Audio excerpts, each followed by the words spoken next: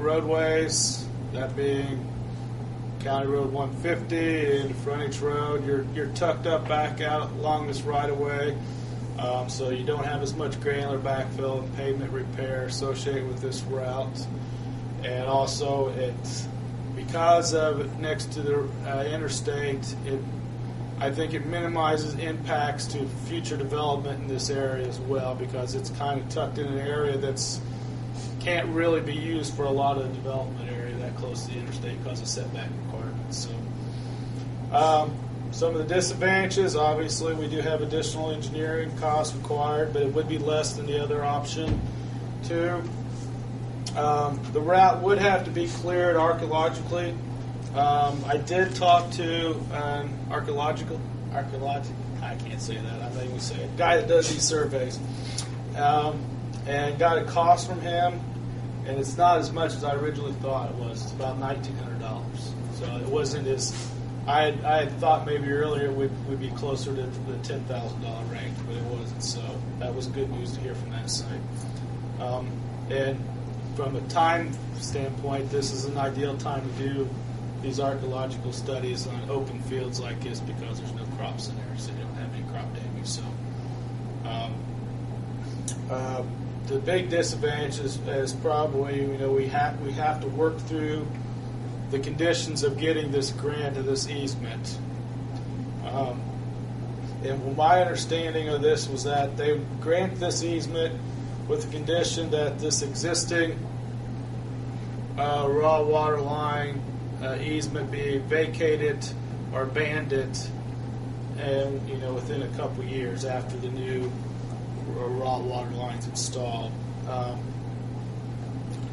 My thoughts on this, I have a couple. We had originally put together, I think somebody kind of costed out to relocate the existing raw water line in this area to be somewhere in the neighborhood of about $250,000. So that kind of gives you, I think that's the high, probably the peak, what it would be that's relocating the whole thing and back over there. As far as the existing 14-inch raw water line, once the new one's in place, it's redundant, so it's really, you don't really need it, so you could abandon it in place. However, it is an asset, so I don't know if you definitely give up that asset.